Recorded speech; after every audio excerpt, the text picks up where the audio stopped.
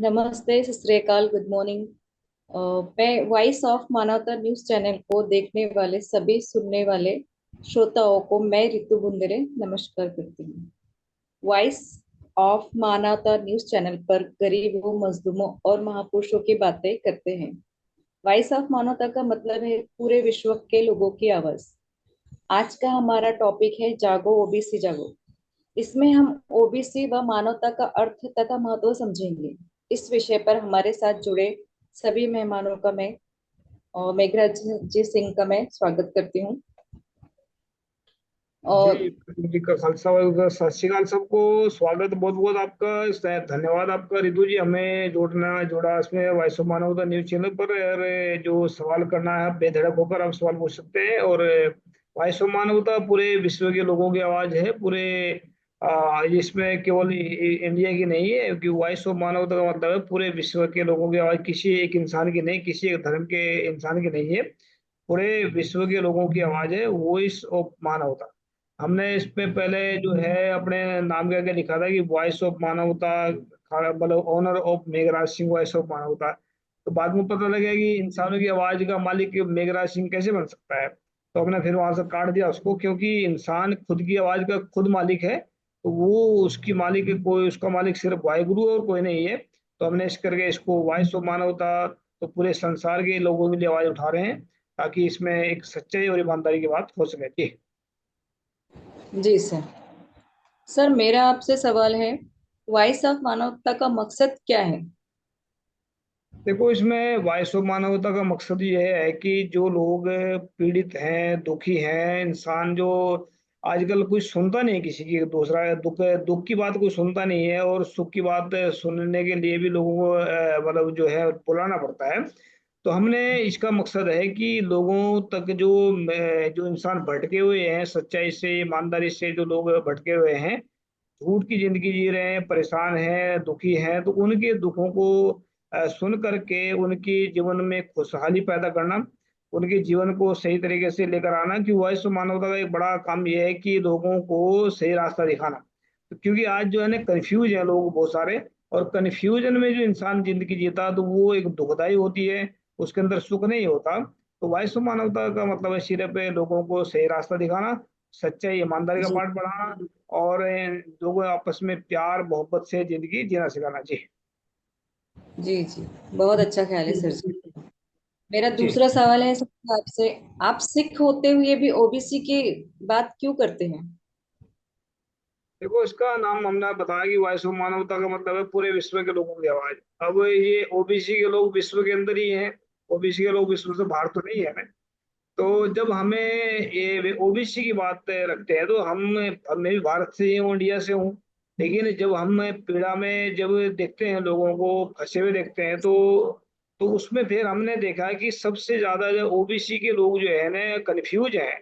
वो ये दुविधा में हम्म। फंसे हुए हैं, इनको पता नहीं है कि मतलब वो से वैसे समझते हैं वो कि दुविधा में, वो लोग दुविधा में नहीं है, ऐसा ओबीसी के लोग समझते हैं।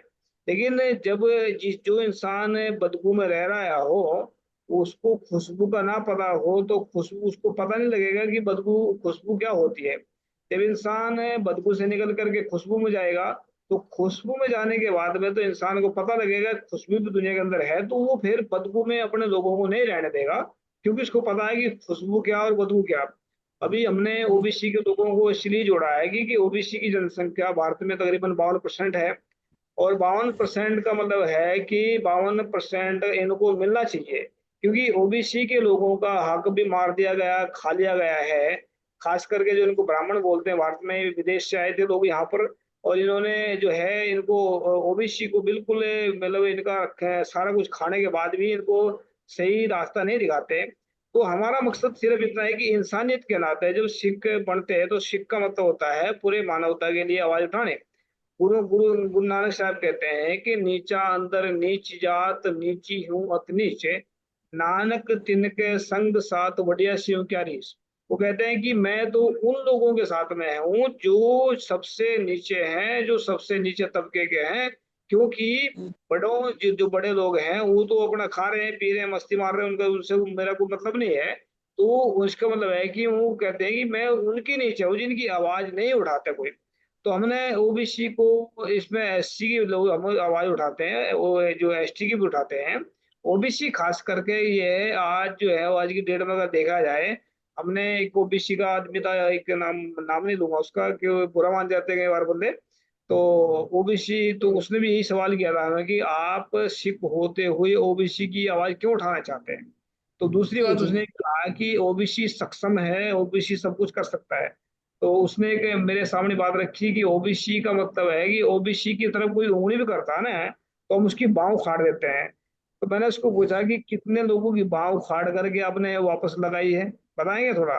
तो मतलब फुकट की बात जो है ना, मारने को दुनिया मिल जाती है। फुकट की बात जी कहते हैं कि दूसरे को मनोबल गिराने में दुनिया खड़ी है। लेकिन मैं तो चला हूँ शुरू से ही कि मैं जो मेरे तो मतलब मैं तो मुझे तो राष्ट्र में पता नहीं कितने गिराने वाले, 99% तो मेरे गिराने वाले मिलते हैं। तो मैं फिर भी नहीं उनके गिरने की कोशिश करता। लेकिन क्या है कि ओबीसी, अगर मेरे जांच में है कि ओबीसी सबसे ज्यादा भारत में कंफ्यूज है, दुविधा में है। क्योंकि क्योंकि ना तो ये नीचे तबके में है, ना ही ये ऊंचे तबके में है। तो ये बीच में जी फंस गया है। तो उसको समझ नहीं आ रही, जाए तो जाए तो किधर जाए। तो ना तो उनको जी ये पता लगता है कि मतलब पूरा मतलब उनको क्या चाहिए, उनका हक क्या है। तो जब जी इंसान जी कंफ्यूज होता है, तो वो ना तो सही जी पाता है, ना वो रो पाता है, ना उसको सही बात है। लेकिन एक एग्जाम्पल देना चाहता हूँ अभी आपको। जैसे मतलब जो जब आदमी को इस बात का अभ्यास हो जाता है कि क्या सही क्या गलत है, तो फिर गलत इंसान को वहां से रोकेगा कि उधर मत जाओ। तो चाहे उसकी जी बुराई भी कर रहे कोई, फिर भी वो रोकेगा उसको। क्यों, एक एग्जाम्पल देना चाहता हूँ उसमें। जैसे कि अगर आप एक कमरे में हैं और अंधेरा पड़ा है, तो हमें जी अंधेरे में आपको पता नहीं कि कमरे में है क्या। अगर आप जाके क्या ऐसे सो जाते हो तो मे भी आप सो जाते हैं। लेकिन अगर कोई आकर वहां पर लाइट जला देता आकर के, और आपके साथ में कोई सांप पड़ा है या बिच्छू पड़ा है वहां पर, या कुत्ता भी है, मतलब जो जो खतरनाक चीजें जो काटने वाले हैं, तो वो कोई भी जिसकी आंखें हैं, अगर उसने वो देख लिया है, तो वो कभी भी उस इंसान को वहां बैठने नहीं देगा, सोने नहीं देगा। क्योंकि सांप का भी खतरा होता है और बिच्छू का भी खतरा होता है। तो ऐसे ही जी जो कृषि के लोग हैं, इनके साथ में बिच्छू भी लगे हुए हैं, सांप भी लगे हुए हैं, चारों तरफ से इनको खा रहे हैं। तो इनको इस बात का ज्ञान नहीं है, मतलब ये नहीं कह रहे कि उनको ज्ञान नहीं है, मतलब कंफ्यूज हैं वो कि जाए तो जाए किधर जाए। तो सबसे बड़ा जो ब्राह्मणवाद भारत में फैला हुआ, जात पात वाला, ये बहुत बड़ा आतंकवाद है, खतरनाक चीज है जो ब्राह्मणवाद कहते हैं इसको। इसकी वजह से इंसानों का दिमाग डेवलप नहीं हो पाता है। जो जैसे बहुत सारे देवताओं के चक्कर में लगे हुए हैं। मतलब मैं ये नहीं कहता कि किसी को माने ना माने, लेकिन क्या होता है ना, आदमी का माइंड डिवाइड हो जाता है। तो माइंड जब डिवाइड होता है, तो फिर आदमी का दिमाग नहीं सही काम करता है। तो ठीक दिमाग है जब, दिमाग के हम चार टुकड़े कर देते हैं, तो कैसे काम करेगा जी वो। तो एक दिमाग है हमारा, एक शरीर है हमारा, एक मन है, एक दिल है हमारा अंदर। तो उसको अगर हम एक ही रब के उसमें लगाएंगे, तभी उसमें कामयाब होंगे। तो ये ओबीसी के जो लोग खास करके, हम केवल ओबीसी की आवाज नहीं उठाते हैं, एसटी की भी उठाते हैं, एससी की भी उठाते हैं, सिखों की भी उठाते हैं, ईसाइयों की भी उठाते हैं। तो ऐसा हमें ऐसा लगा कि ओबीसी आज का हक मारा जा रहा है, ओबीसी राज करने वाले लोग हैं। तो इसलिए हमें ओबीसी को एक राज सत्ता तक पहुंचाना चाहते हैं, ताकि उनको अपनी पहचान हो सके और ये अपने राज को हासिल कर सके। जी। जी मेरा आपसे तीसरा सवाल है कि आपको क्यों ऐसा लगता है कि ओबीसी जागना चाहिए? ओबीसी तो पहले से ही जगा हुआ है, ऐसे बोलते हैं ओबीसी, तो आपने क्यों ओबीसी का देखो, इसमें एक एक कहावत होती है ना, मतलब कि वो एक दूसरे को गिराने वाली बात करते हैं। जैसे मतलब बहुत सारे कहते हैं ना कि तुम्हें क्या पता है इस बारे में, कि मतलब क्योंकि जिसकी आंखें, मैं दो अभी मैं आपके सामने दो सवाल रखता हूँ। दो प्रकार के अंधे होते हैं दुनिया में, दो प्रकार के जी अंधे जी होते हैं। एक तो होता है वो अकल का अंधा होता है, एक होता है आंखों का अंधा। आपने सुना भी होगा इस बारे में कि वो ये जी अकल के अंधे, या वो अकल की अंधी तो इधर को आ। यानी कि आंखें तो उसकी दिख रही हैं, लेकिन दिमाग उसका काम नहीं कर रहा है। तो मेरा मैं जी हम हाँ जब जब यहाँ पर बैठ के अमेरिका में बैठे हैं, जब हम इंडिया में थे ना, तो इंडिया में हमें खुद भी नहीं पता था हम जागे हुए हैं, सो रहे हैं। तो हमें जब यहाँ बाहर आके पता लगा कि दुनिया कहाँ पर चल रही है, दुनिया तो बड़ी जी आगे बढ़ी हुई है, तो ये कहाँ पर फंसे हुए हैं। जो मतलब मैं गारंटी के साथ में कर रहा हूँ। जैसे हमने देखा भी है, ओबीसी के लोगों को हमने संपर्क भी करने की कोशिश करते हैं, तो ना तो ये जुबान के पक्के हैं, ना ईमान के पक्के हैं, ना वक्त के पक्के हैं। जो इंसान जागा हुआ है ना अंदर से, वो कभी भी जुबान का कच्चा नहीं हो सकता, ईमान का कच्चा नहीं हो सकता, वक्त का कच्चा नहीं हो सकता। तो ये मैं गारंटी से कहता हूँ, अभी आप ध्यान से देखें इसको, कितने लोग ओबीसी के लोग जुबान के पक्के हैं, कितने ईमान के पक्के हैं, कितने जुबान के पक्के हैं। तो आप तो दिखते हैं ना, इंटरव्यू लेने के आप बैठती हैं, तो कितने लोग जी समय से आते हैं, पर अपने मतलब इतनी भी जुबान नहीं उनकी चलती है कि वो कहें भाई अगर हमें मतलब अगर बाई चांस नहीं आ सकता कोई बड़ी बात नहीं है, कई बार नहीं वो वक्त लगता बंदे का आने का, तो मना कर दो साहब भाई मैं इस वक्त नहीं आ सकता, ये सबसे बड़ी जिम्मेदारी का काम होता है। जब वो कितने लीडरों के अंदर ये है बातें कि उनके अंदर इतना मतलब आलस्य है, तो इसको जागावा जी नहीं कहते, इसको कहते हैं बेहोश, बेहोश पड़े हैं सब।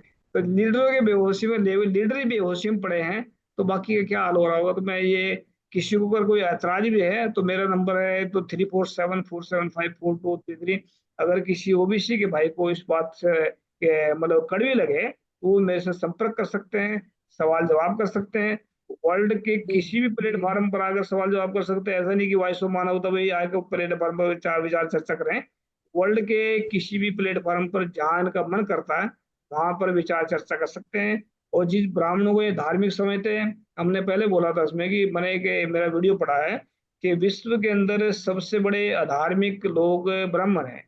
ब्राह्मणों को धर्म का कोई ज्ञान नहीं है ना। मैंने कर मैं इसमें लिखा भी था आगे, कर किसी ने अपनी माँ का दूध पिया है तो वो इंटरव्यू ले भी सकते हैं, हमारा दे भी सकते हैं, अगर 21 लाख रुपए इनाम का देंगे अगर ब्राह्मणों ने साबित किया वो धार्मिक है।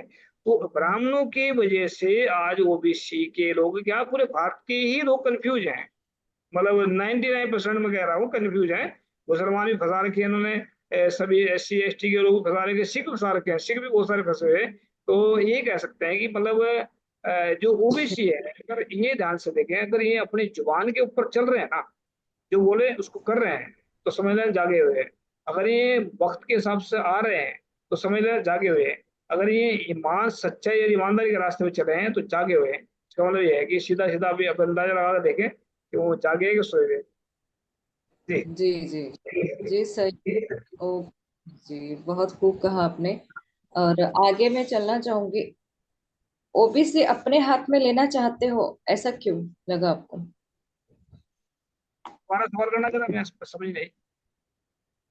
ओबीसी अपने हाथ में लेना चाहते हो तो कैसे लेंगे? मतलब राज को हाथ में लेना चाहते हैं या किसको हाथ में लेना चाहते हैं, राज की सत्ता की बात कर रहे हैं आप? अच्छा, राज राज या फिर तो, राज सत्ता तो बिना राज के तो कुछ भी नहीं चलेगा। जब तक जी ओबीसी यहाँ का प्रधानमंत्री नहीं बनेगा, जब तक वो जागरूक, ना कि कोई मतलब ऐसे बढ़ा दिया किसी को प्रधानमंत्री कुर्सी पर, कल को वहां को लात मार के भगाए उसको वहां से, ऐसा नहीं है। तो मतलब जागरूक इंसान बने प्रधानमंत्री, तो जब तक गुरु गोविंद सिंह जी कहते हैं कि राज जी जी बिना न धर्म चले है, धर्म बिना सब दल है मले। कि जो राज है, राज सत्ता के बिना इंसान नहीं है, मतलब राज जो होते हैं उसके बिना धर्म नहीं चलता है। धर्म क्या होता है? सच्चाई और ईमानदारी, इंसानियत, बंद। प्यार, मोहब्बत, और ये सब धर्म होता है। तो ये बिना राज के नहीं चलता है। आज देखो भारत में क्या चल रहा है, जात पात चली हुई है, षड्यंत्र चल रहा जात है, भ्रष्टाचार जात चल रहा है, दुनिया भर पता के जो चलता है। षड्यंत्र चल रही है, तो ये सिर्फ उनके उनका राज है, उनके बदले में तो इस करके वो चला रहे हैं। तो ओबीसी के जो लोग हैं, अगर मैं गारंटी से कहता हूँ, अगर ओबीसी इस बात को मानेंगे, जब तक ओबीसी जुबान के पक्के, ईमान के पक्के, वक्त के पक्के होकर नहीं चलेंगे, तब तक ये राज हासिल नहीं कर पाएंगे। अगर ये जी चाहते हैं अपना राज हासिल करना, तो आज ही अपने दिमाग में ये चीज बसा लें कि हमने 5 साल के बाद में राज करना है।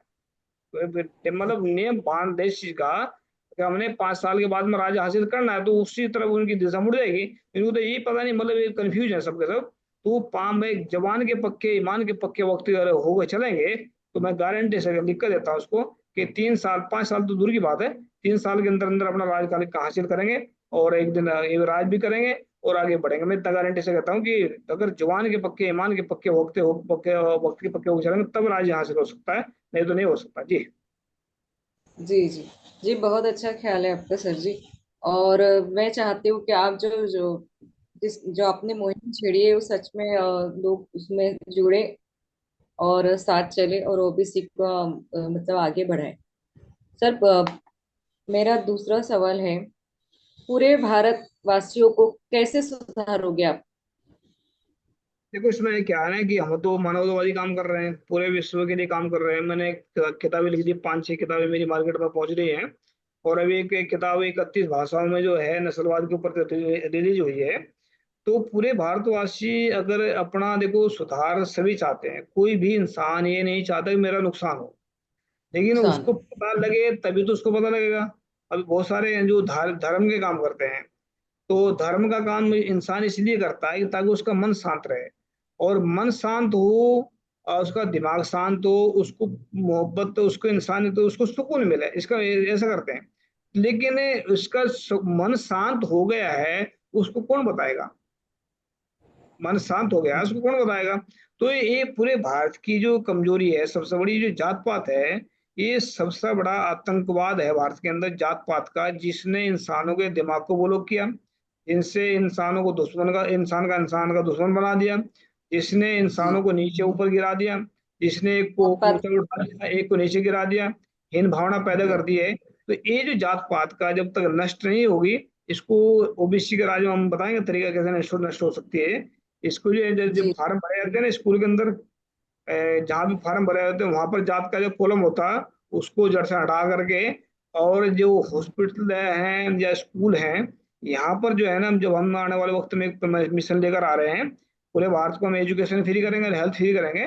तो उसमें हम जो हॉस्पिटलों के बाहर है, उसको हम क्या करेंगे, वहां पर लिखा होगा कि जात पात का नाम लेने वाले, वैसे तो फ्री इलाज होगा वहां पर, जो जात पात का नाम जी। लेंगे उनसे 10 गुना ज्यादा फीस फीस हासिल होगी, करी जाएगी। तो जात पात ही सबसे बड़ी समस्या भारत की है। तब अगर इससे बाहर निकल जाते हैं, तो ये सारा जो भारत है खुशहाली में जिएगा, और अपनी जिंदगी को सही तरीके से जी पाएगा।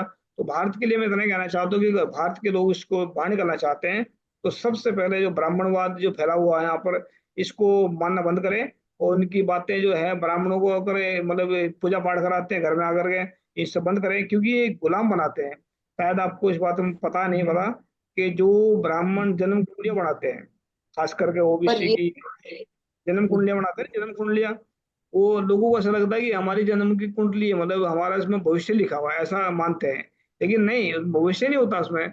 उसमें ब्राह्मणों का एक गुलामी का फंदा है वो। मतलब इंसान को ऐसा फंसा देता है कि उसके जरिए मतलब वो सारी जिंदगी लूटता रहता है उसको पकड़ करके। उसमें देखा होगा जी। आपने कि ओबीसी के जन्म कुंडली में देखो या एससी के में देखो, उसमें लिखा गण में लिखा होता है कि शूद्र है, और नहीं, वर्ण में शूद्र लिखा होता है और गण में लिखा होता है राक्षस। देखो पढ़ के देखना कभी। तो हाँ हाँ ये हाँ। इंसान को भी राक्षस समझते हैं, इसका मतलब दुश्मन समझते हैं अपना। तो दुश्मन, जब राक्षस दुश्मन है इनका, तो उसको कैसे जीने देंगे? जी। तो सबसे पहले तो इंसान को जो है ना, ये जन्म कुंडलियां पाड़ करके फेंकनी पड़ेगी। इसमें कोई भविष्य नहीं छुपा हुआ इनका, तो उसमें सब का सब ये बकवास है और कुछ नहीं है।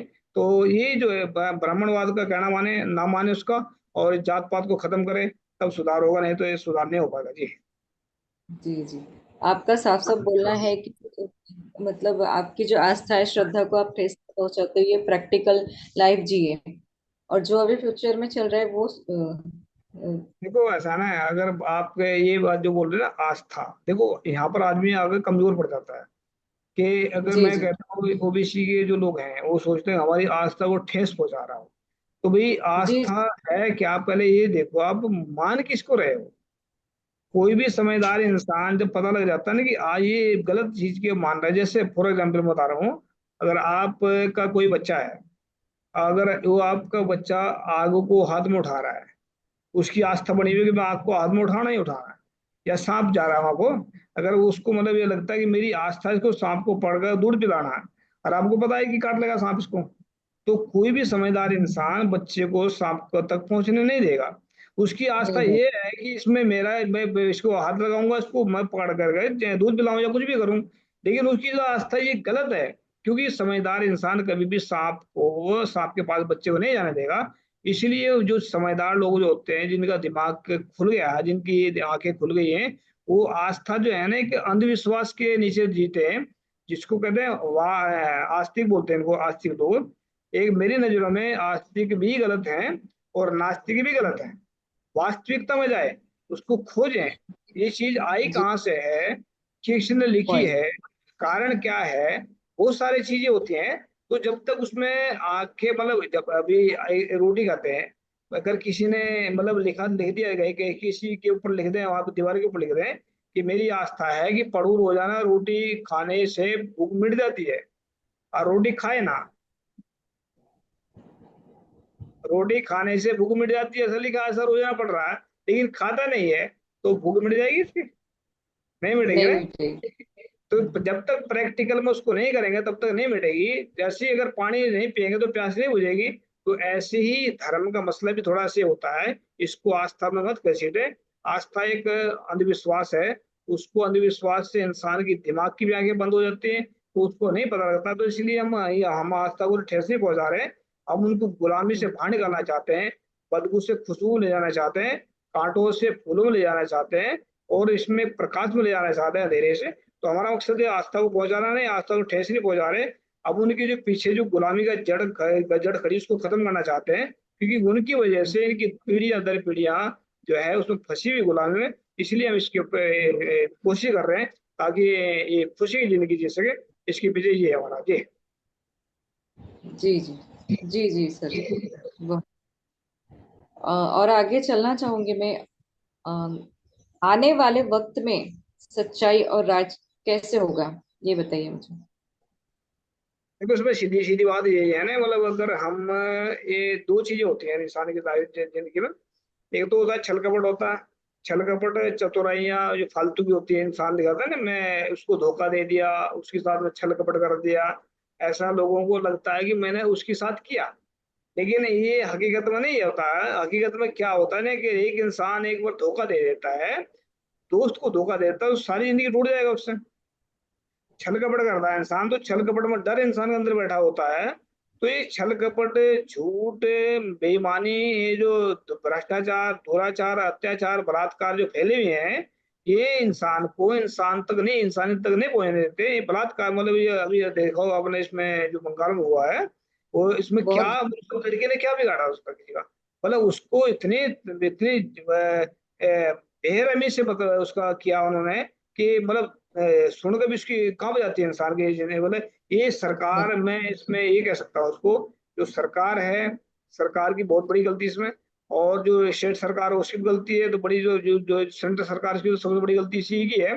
क्योंकि अगर ये कोई ऐसा कानून, जब ये अपने लोगों को फंसाने के लिए उल्टे सीधे कानून बना सकते हैं, ये जी। मतलब को वो जो बना सकते हो, तो बलात्कार के ऊपर कानून क्यों नहीं बना सकते हैं? क्यों कोई नहीं जो बना सकते। सबसे बड़ी समस्या है कि लड़कियां वहां सेफ नहीं है, तो लड़कियों से के लिए भी ऐसा कानून बनाना चाहिए। अगर भी अगर लड़का बलात्कार करता, तो उसको साथ के साथ खत्म कर दे। तो अगर जी एक लड़की से सजा मिलनी स्टार्ट होगी ना, तो कोई बलात्कार नहीं होगा।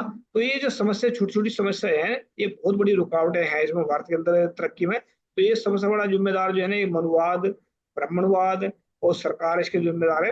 तो इसको जो है ना, सच्चाई ईमानदारी जब ये चलेंगे, तो हम इसको सच्चाई, जैसे ये पूरी बेईमानी के काम को, जैसे ब्राह्मण है पूरी बेईमानी के काम को पूरी शिद्दत से, पूरी ईमानदारी से, पूरी ताकत से फैलाते हैं, इसी तरीके से हम पूरी ईमानदारी का काम को पूरी ईमानदारी से, शिद्दत से, ताकत से फैलाएंगे। और भारत में एक दिन ईमानदारी का राज भी कायम होगा। महापुरुषों के जो सपने लेके चले वो राज कायम होगा। इनका तो 2030 तक का खेल चल रहा है, बाकी ये बात में समाप्त है। क्योंकि ये जो लोग जो है, साम दाम दंड भेद की नीति पे चले हैं, ये इनका जो है ना लास्ट पड़ाव चल रहा है। क्योंकि ये जो चाहते हैं ना कि मतलब हमें भी ब्राह्मण का फोन आया था किसी का एक, तो उसने हमें धमकी दी थी हमें, तो कह रहे तुम्हें हम मार देंगे। तो मैंने उसको बोला तुम डर क्यों रहे हो? भाई डर क्यों रहे हो? डरा हुआ इंसान ही दूसरों को धमकाता है, मारने की बात करता है। तो फिर मैंने बंद। उस मेरे से बात करने लगा कि हम जो है ना साम दाम दंड भेद की नीति से इंसान को मारते हैं, मगर यही नीति जो है ना आप लोगों को सर्वनाश के तरफ ले जा रही है। यही नीति आप लोगों का सर्वनाश करेगी। इसी नीति ने आप लोगों को 4000 साल से भारत में सुख शांति से नहीं बैठने दिया। और यही नीति विनाश, इनके गुरु का स्लोगन है, विनाश काले विपरीत बुद्धि।